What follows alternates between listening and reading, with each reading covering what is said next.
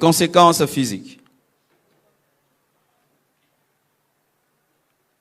Pour ma part, en matière de relations intimes, je parle aussi de la masturbation parce que la masturbation, c'est coucher avec ta main. Amen.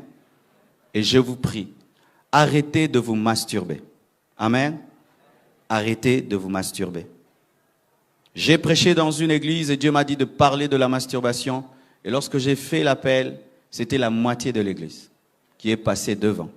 Parce que le diable a dit aux chrétiens, tu peux le faire tout seul, comme ça tu ne pêches avec personne, mais tu pêches avec ta main. Lorsque tu t'habitues à te masturber avant le mariage, tu es en train de te déformer. Étant donné que quand tu te masturbes, tu le fais tout seul et tu te connais et tu sais qu'est-ce que tu dois te faire pour parvenir au plaisir, l'autre, quand il va t'épouser, il ne connaît pas comment fonctionne ton corps. Il peut se faire que malgré que tu es marié, tu continues à te masturber. Je vous assure, je connais une femme qui a attrapé son propre mari en train de se masturber, mais marié. Alors ne pensez pas qu'en développant une mauvaise habitude de masturbation, lorsque vous allez vous marier, cela va s'arrêter. Tu seras étonné que malgré le mariage, la masturbation te réclame, car si vous ne savez pas, dans le mariage, on ne couche pas tout le temps. Des fois, on peut se chamailler, se quereller, et pendant ces temps-là, il n'y a rien, mais la main est toujours disponible. Moi, je vous parle, hein. Alors, cette habitude-là viendra à ton secours lorsque vous allez vous quereller. Ainsi, tu seras un adultère dans ta maison. Mais ce n'est pas que tu couches avec une autre femme, ni avec un autre homme, avec ta propre main. Et au dernier jour, tu finis en enfer, tu es très étonné. J'ai péché avec qui? Tu as péché avec ta main.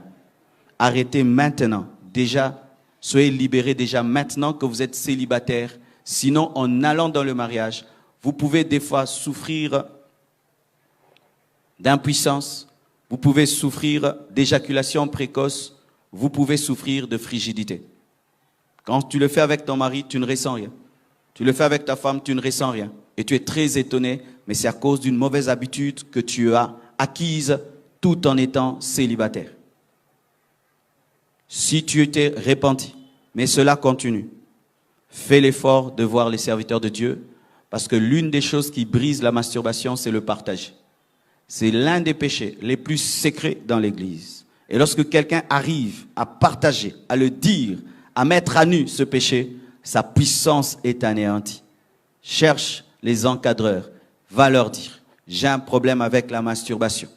Il peut même se faire qu'à cause de cette masturbation, tu as du mal à te marier, car elle ouvre des portes à des maris de nuit et à des femmes de nuit. Car lorsqu'un homme se masturbe, il doit forcément se concentrer sur une image érotique ou sexuelle qui attire des puissances des ténèbres.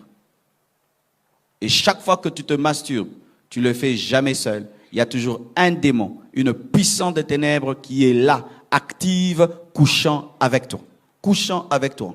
Que Dieu t'ouvre les yeux et tu verras que tu couches avec un démon chaque fois que tu te masturbes. Et lorsque maintenant tu voudras te marier, ce démon t'accompagnera dans le mariage pour perturber ta sexualité. Une conséquence physique de l'impudicité.